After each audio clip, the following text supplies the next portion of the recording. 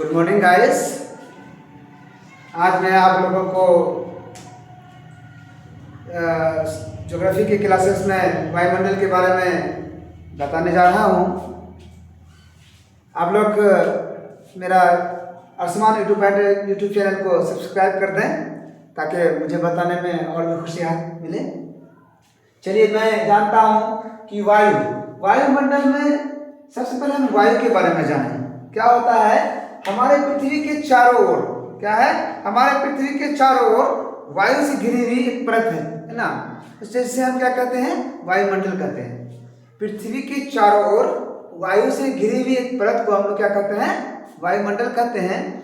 वायुमंडल में विभिन्न गैसों का मिश्रण है, विभिन्न प्रकार के वायु हैं, जिसमें हम लोग देखते हैं नाइट्रोजन है, ऑक्सीजन है, कार्बन डाइऑक्साइड है, हीलियम है, ऑर्गन है और अन्य गैसेस भी हैं।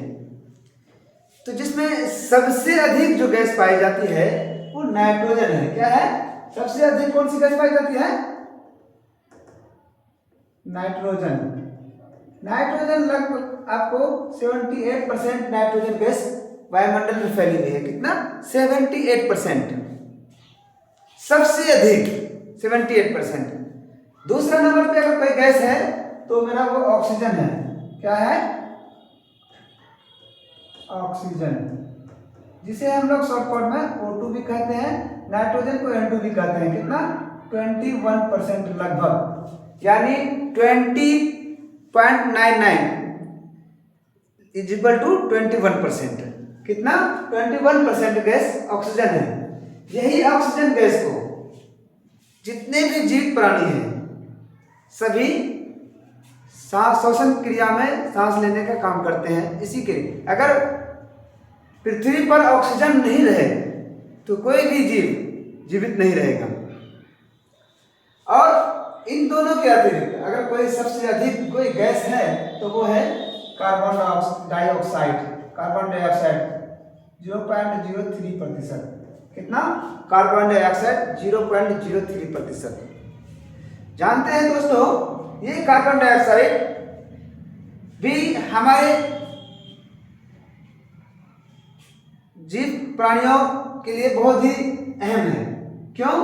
क्योंकि अगर कार्बन डाइऑक्साइड हमारे वातावरण में नहीं रहे तो ठंडी इतना पड़ जाएगी, इतना ठंड हो जाएगा कि ठंड के कारण लोग जीवित नहीं रह पाएंगे। ये कार्बन डाइऑक्साइड गर्मी बढ़ाने का काम करता है, ताप में वृद्धि करने का काम करता है।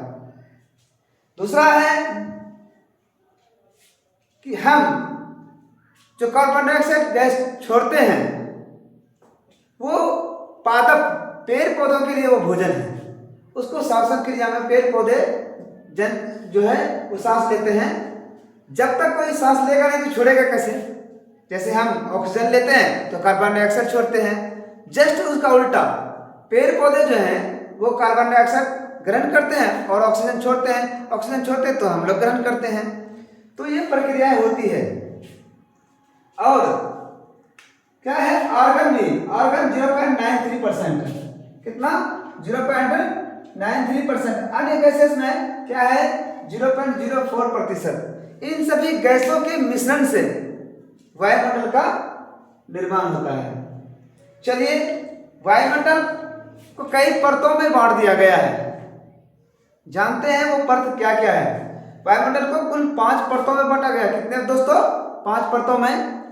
5 परतों में है, अगर हम गिनती देखें तो सबसे पहले क्षोभ मंडल, दूसरा है संताप मंडल, तीसरा है मध्य मंडल, चौथा है आयन मंडल जिसे बाह्य मंडल के नाम से भी जानते हैं, और पांचवा है बहिर्मंडल। चलिए है इन सभी मंडलों को हम लोग डिटेल में पढ़ने की कोशिश करते हैं। हाँ दोस्तों, क्षोभ मंडल पृथ्वी वायुमंडल का सबसे निचला परत है। क्षोभ मंडल वायुमंडल का सबसे निचला परत है। कैसा? सबसे निचला परत क्षोभ मंडल कहलाता है दोस्तों, सबसे निचला।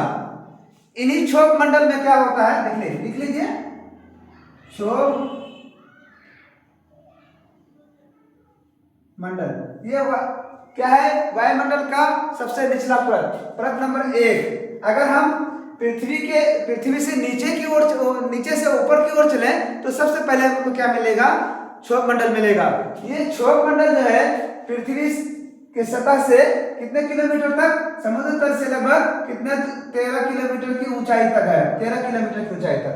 यानी जब समुद्र के सतह से लेके 13 किलोमीटर की ऊंचाई तक कौन सा मंडल पाया जाता है, क्षोभ मंडल पाया जाता है। इसी क्षोभ मंडल में मौसम संबंधी सभी प्रकार की घटनाएं होती है, चाहे सर्दी आना, बारिश होना, धूप होना, कोहरा गिरना, है ना, जितनी भी मौसम संबंधी घटना है सभी इसी क्षोभ मंडल में होती है। और इसी क्षोभ मंडल में ऑक्सीजन पाया जाता है, केवल और केवल इसी क्षोभ मंडल में ऑक्सीजन गैस पाई जाती है। इसीलिए ये क्षोभ मंडल में क्या कहता है, जीवन है। क्षोभ मंडल में जीवन है, किसके कारण, ऑक्सीजन के कारण इस क्षोभ मंडल में जीवन है। पेड़ पौधे का उगना, जीवित प्राणियों का रहना इसी क्षोभ मंडल में होता है ना, इसी क्षोभ मंडल में सारी घटनाएं होती है। उसके बाद चलते हैं हम लोग समताप मंडल की ओर, जो मेरा दूसरा मंडल है। कौन सा मंडल है, नीचे से जाएंगे तो दूसरा मंडल है, कौन सा मंडल, समताप मंडल। समताप मंडल जो कितना किलोमीटर तक, 50 किलोमीटर तक फैला हुआ है। कहां से, 13 से लेके ऊपर 50 किलोमीटर तक, 13 से लेके ऊपर 50 किलोमीटर तक समताप मंडल फैला हुआ है। ये समताप मंडल में क्या होता है, ओजोन परत पाया जाता है। क्या पाया जाता है, ओजोन परत पाया जाता है, जो सूर्य से आने वाली हानिकारक किरणों को वहीं पर रोक देती है, पृथ्वी तक नहीं पहुंचने देता है। क्या, कौन, ये ओजोन। क्या, ओजोन परत कहां पाया जाता है, समताप मंडल में पाया जाता है। ये समताप मंडल जो है मौसम संबंधी घटनाओं से मुक्त है, इसमें किसी प्रकार भी की मौसम संबंधी घटनाएं नहीं होती है ना। ये परत जो है ना किसी तरह का कोहरा होता है, ना किसी तरह के मौसम से बारिश होती है, ना बादल लगता है, ये फ्री है। इसलिए जितने भी एरोप्लेन, हवाई जहाज जो उड़ता है ना, ये समताप मंडल में होता है। हवाई जहाज उड़ाने के लिए सबसे बेहतर मंडल कौन सा है, तो समताप मंडल है। ओजोन, सॉरी, तो सबसे बेहतर मंडल कौन सा है, समताप मंडल है, ठीक है। तो हम जानेंगे क्या क्या बताया आपको, एरोप्लेन उड़ाने के लिए सबसे अच्छा मंडल कौन सा है, समताप मंडल है सबसे। और यहाँ पे ओजोन परत पाई जाती है, जो क्या करता है, सूर्य के प्रकाश के साथ जो आने वाली हानिकारक विकिरणें हैं, किरणें हैं, उनको वहीं पे वो रोक देती है, पृथ्वी तक नहीं पहुंचने देती है। ये समताप मंडल है। जो क्या अध्यक्ष मैं बता दूं, सभी मंडल हर जगह इक्वल नहीं होता है मेरे दोस्तों। मंडलों का कुछ क्या है, कुछ नीचे ऊपर होते रहता है, कहीं कोई ज्यादा है तो कहीं कोई कम है। हर जगह 13 किलोमीटर बताया तो क्षोभ मंडल हर जगह 13 किलोमीटर ही नहीं होगा, कहीं कम भी होगा। यानी कहीं पे इसकी जो है चौड़ाई है कहीं 5 किलोमीटर से 13 किलोमीटर है, 5 किलोमीटर से कम नहीं होता है, 13 किलोमीटर से ज्यादा नहीं होता है क्षोभ मंडल का। उसी प्रकार से क्या कहते हैं, समताप मंडल जो है, समताप मंडल 50 किलोमीटर तक फैला हुआ है। चलिए तीसरा मंडल मेरा क्या है, तीसरा मंडल की ओर चलते हैं। तीसरा मंडल मध्य मंडल है। मध्य का मतलब होता है बीच। कौन सा मंडल है, मध्य मंडल। मध्य मंडल है, ये मध्य मंडल में कितने किलोमीटर तक है, जो 80 किलोमीटर तक फैला हुआ है। कहां तक, 80 किलोमीटर तक।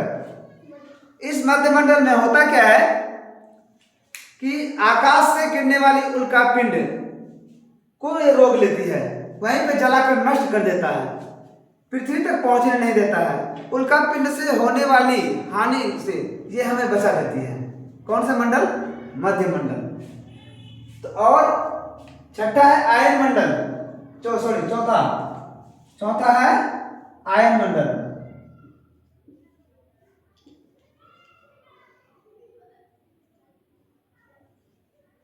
आयन मंडल। आयन मंडल जो है वो 80 से 400 किलोमीटर तक का दूरी पर है ना। इसमें रेडियो तरंग का जो भी एक्टिविटी होता है, हम लोग जो रेडियो बजाते हैं तो हमारा जो क्षोभ मंडल से सीधा कहाँ जाता है, ये क्षोभ मंडल है, क्षोभ मंडल से तरंगें आयन मंडल में जाती है, आयन मंडल से फिर इसको रिफ्लेक्ट करके पृथ्वी पर भेजा जाता है। इसीलिए रेडियो स्टेशन से निकलने वाली तरंगें पहले कहाँ जाती है, क्षोभ मंडल पहुंचती है, फिर क्षोभ मंडल से रेडियो उसको कनेक्ट करता है। तो रेडियो की सारी रेडियो और टेलीविजन का जो संचालन होता है ये कहाँ से होता है, आयन मंडल से होता है, जिसको हम लोग बाह्य मंडल के नाम से भी जानते हैं दोस्तों। चलिए बहिर्मंडल। बहिर्मंडल एक ऐसा मंडल है जो सबसे ऊपरी मंडल कहलाता है। उसमें से हीलियम और हाइड्रोजन गैसें पाई जाती हैं, हाइड्रोजन गैसों से बना हुआ है। कौन सा मंडल, बहिर्मंडल। चलिए फिर मैं एक बार रिपीट कर देता हूं दोस्तों कि सबसे निचला परत जो है वो क्षोभ मंडल है, जिसमें मौसम संबंधी सारी घटनाएं होती है, पेड़ पौधों का उगना, जानवरों का जीवित रहना और बादल आना लगना, बारिश होना, है ना, और क्या कहते हैं कि कोहरा गिरना, सभी प्रकार की घटनाएं इस क्षोभ मंडल में होती है। दूसरा समताप मंडल है। समताप मंडल को याद कर दो ही चीजें याद रखिए, ये वायुयान उड़ाने के लिए सबसे अच्छा परत माना जाता है। दूसरा ये ओजोन परत है, ओजोन परत पाया जाता है। इसमें क्या करती है, सूर्य प्रकाश से आने वाली किरणें कि हानिकारक किरणों को रोक लेती है, पृथ्वी तक नहीं पहुंचने देती है। दो घटनाएं, मेन घटनाएं इसमें समताप मंडल में हो गई। अब मध्य मंडल में एक मेन घटना है जो अंतरिक्ष से आने वाले, आकाश से गिरने वाले उल्का पिंड जो पृथ्वी पर आकर भारी तबाही क्षति पहुंचाता, उनको रोक करके वहां पे जला देता है। उसको क्या करता है, जला देता है। और जलता कैसे है, वायुमंडल में प्रवेश करने पर घर्षण के कारण वो जल जाता है, आग लग जाता है, जल के वहीं समाप्त हो जाता है। चौथा है आयन मंडल। आयन मंडल के मेन घटना जो है वो रेडियो एक्टिविटी, टेलीविजन, इंटरनेट वगैरह जो भी है, इस तरह से सारी घटनाएं कहां से होती है, कंट्रोल आयन मंडल से होती है। आयन मंडल में ही रेडियो तरंगें जाती है, वहां से फिर पुनः रिफ्लेक्ट होकर के पृथ्वी पर आ जाती है। और वायुमंडल में बताया मैंने, इसमें कुछ खास घटनाएं नहीं है, ऐसे तो बहुत होगा लेकिन कुछ खास नहीं है, लेकिन हीलियम और हाइड्रोजन गैसें पाई जाती है। अब चलते हैं हम लोग मौसम और जलवायु में के बारे में जानते हैं। क्या है दोस्तों, मौसम और जलवायु। देखिए दोस्तों, मौसम किसे कहते हैं और जलवायु किसे कहते हैं। मौसम शॉर्ट टर्म चेंजिंग है ना, मौसम शॉर्ट टर्म टाइम में चेंजिंग, जो कम समय में, समय घंटा दिन प्रतिदिन में जो बदलाव होता है उसे मौसम कहते हैं। लेकिन जलवायु क्या होता है, जलवायु लंबे समय तक लगभग 30 साल में बदलता है। मौसम को हम यूं एग्जांपल देके बता दूं आपको मैं कि अभी धूप है, अगले ही पल छांव आ जाएगा, कोहरा लग जाएगा। अभी बादल लगा हुआ नहीं है, बादल की वजह से आया, बारिश शुरू हो गई। तो ये क्षण और प्रतिक्षण जो घटनाएं होती है, बदलती रहती है, इसे मौसम कहते हैं। मौसम घंटों में, दिन प्रतिदिन, वक्त ब वक्त, क्या कहते हैं कि महीनों में बदलने वाली ये घटनाएं हैं, जिसे क्या कहते हैं हम लोग, मौसम कहते हैं। और जलवायु क्या है, जलवायु एक क्षेत्र का लगातार अनुश्रवण करने के बाद लगभग 30 साल तक रिकॉर्ड तैयार करने के बाद हमें पता चलता है कि यहाँ पे जलवायु में परिवर्तन हुआ है। जलवायु में अगर जलवायु अचानक से परिवर्तन हो जाए तो क्या होगा, जलवायु अगर अचानक से कहीं का परिवर्तित हो जाता है, तुरंत हो जाता है, जिस प्रकार के मौसम परिवर्तित होता है। मान लें कि ठंडे इलाकों के लोग हैं, ठंडे प्रदेशों में कश्मीर के लोग हैं, कश्मीर के लोगों में अचानक से जून जुलाई वाला गर्मी, चिलमिलाता हुआ गर्मी, अचानक से आज ठंडा कल गर्मी हो जाए तो वहां के लोग बीमार हो जाएंगे, फिर बीमारी के कारण मरने लगेंगे, बहुत तबाही हो जाएगी। ठीक उसी प्रकार से मौसम में क्या होगा, केरला की ओर चले जाए जहाँ गर्मी बहुत होती है, गर्मी बहुत चिलचिलाती गर्मी है और -20 डिग्री टेम्परेचर चला गया ठंडा के कारण रस, तो क्या होगा, अनुकूलन नहीं कर पाएगा और जल्द से जल्द क्या होगा, बीमार हो जाएगा, मर जाएगा, बर्दाश्त नहीं कर पाएगा।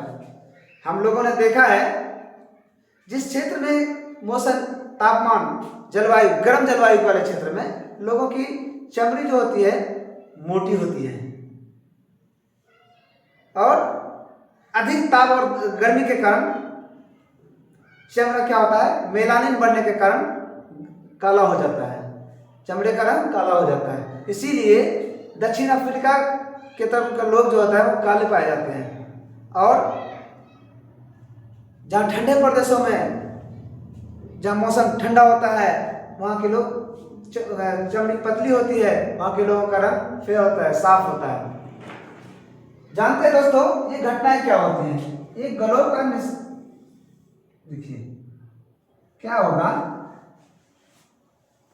ये इसको कहते हैं विषुवत रेखा, विषुवत रेखा, ठीक है, विषुवत रेखा। अब क्या है, ये इस विषुवत रेखा जो है ऊपर हो गया उत्तर, ये हो गया दक्षिण, ठीक है।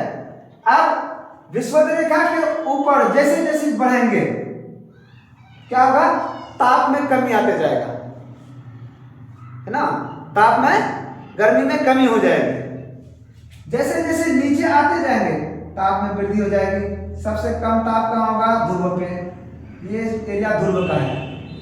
ध्रुव पर बर्फ सालों भर जमी रहती है, कारण सूर्य जो है विषुवत रेखा के आसपास से ही हमेशा गुजरती है। अब जहाँ सूर्य होगा वहां तो गर्मी होगी, कारण क्या है कि विषुवत रेखा के आसपास अधिक गर्मी पाई जाती है। विषुवत रेखा के उत्तर और दक्षिण दोनों साइड में अधिक गर्मी पाई जाती है। अधिक गर्मी पर होने के कारण इस क्षेत्र में मौसम संबंधी घटनाएं भी अधिक होती है। क्या क्या अधिक होती है, यहाँ पे बारिश अधिक होती है, यहाँ पे जंगल अधिक है, यहाँ पे खेती बाड़ी अधिक होती है, यहाँ पशुपालन ज्यादा होता है। क्यों पशुपालन इसलिए अधिक होता है कि पशुओं के लिए चारा यहाँ हो जाता है, बारिश होने के कारण चारा निकलता है, जंगल घास निकल आता है खिलाने के लिए। लेकिन क्या होता है कि जो जो ये विषुवत रेखा से ऊपर की ओर जाएंगे तो क्या होगा, ताप में कमी होगा, ताप में कमी होगा तो दाब बढ़ेगा, है ना, ताप में कमी होने के कारण दाब बढ़ता है। तो गर्मी के कारण दाब घटता है, सर्दी के कारण ताप बढ़ता है। देखिए एक चीज मैं बताता हूं, ताप इनवर्सली प्रोपोर्शनल है किसका, दाब का। अगर ताप बढ़ेगा दाब घटेगा, दाब बढ़ेगा तो ताप घटेगा, याद रखिएगा। ताप के कारण वायु क्या हो जाता है, गर्म होकर के ऊपर उठ जाता है। लेकिन सर्दी के कारण क्या होता है, ध्रुव की तरफ वायु ठंडा होकर के दाब बढ़ा देता है। दोस्तों अब हम जानते हैं, हम देख लिए हम लोग कि क्या होता है, जो जो ऊपर जाएंगे दाब बढ़ेगा, नीचे आएंगे दाब घटेगा। लेकिन ऊपर जाएंगे तो ताप घटेगा, नीचे आएंगे तो ताप बढ़ेगा। नीचे यहाँ तक नहीं, विषुवत रेखा तक वही प्रक्रिया नीचे से ऊपर की ओर होगा, वही प्रक्रिया नीचे से ऊपर की ओर होगा। चलिए जानते हैं आगे, यहाँ एक चीज समझ गए, जलवायु और ताप के बारे में हम लोग समझ गए। चलिए जानते हैं आगे का प्रक्रिया हम लोग क्या है, वायुमंडल मौसम भी बताते हैं। वायु दाब है ना, वायु दाब क्या होता है, पृथ्वी की सतह पर वायु के भार द्वारा लगाया गया दाब क्या होता है, वायु दाब। वायु दाब क्या है, पृथ्वी के सतह पर वायु के भार द्वारा ना, पृथ्वी के सतह पर वायु के भार द्वारा लगाया गया दाब वायु दाब कहलाता है। क्या है, पृथ्वी की सतह पर वायु के भार द्वारा लगाया गया दाब क्या कहलाता है? वायु दाब कहलाता है। वायु दाब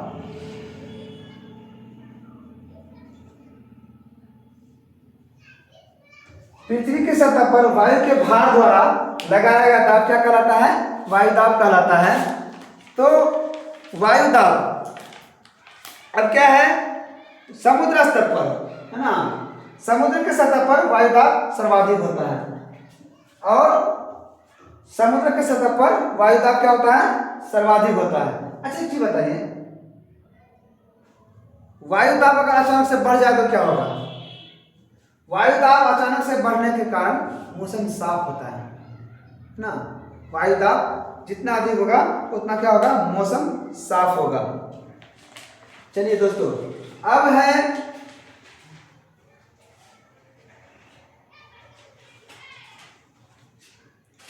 समुद्र स्तर पर वायु दाब सर्वाधिक होता है। एक पॉइंट लिख लीजिए, समुद्र के सतह पर, कहाँ पे? समुद्र स्तर पर, समुद्र स्तर पर वायु दाब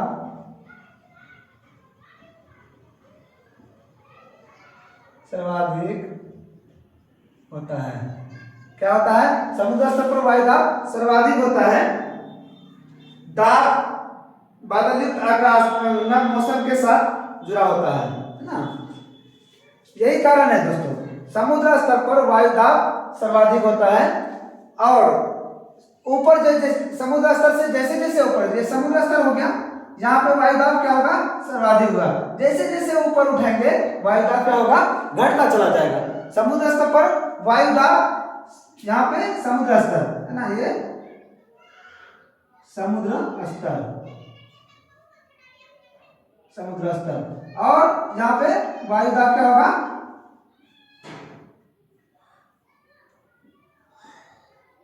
वायु दाब अधिक, सर्वाधिक।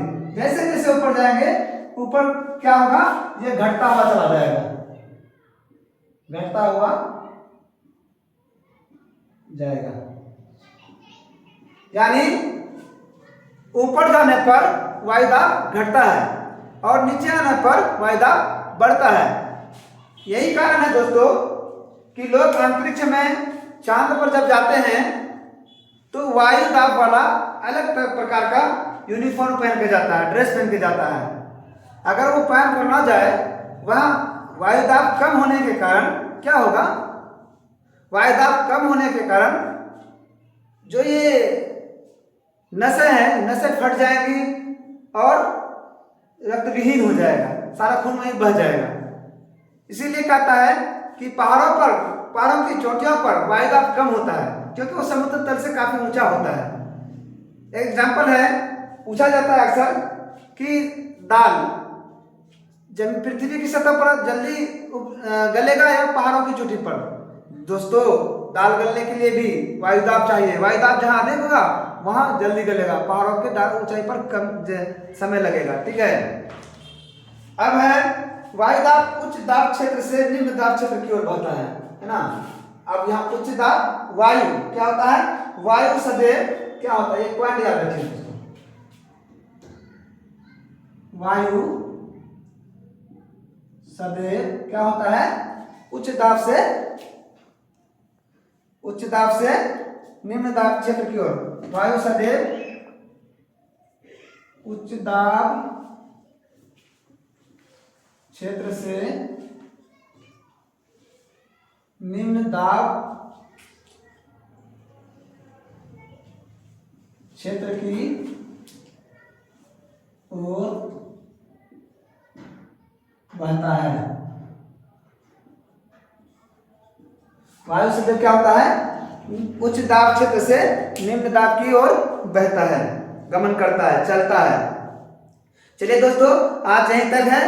हमारे पुनः मैं आप लोग से रिक्वेस्ट करता हूँ कि हमारे यूट्यूब चैनल को सब्सक्राइब कर दें, लाइक करें, बेल आइकन दबा क्लिक करें, ताकि मुझे भी आपके लिए वीडियो बनाने में खुशी हाथ लगे। Thank you.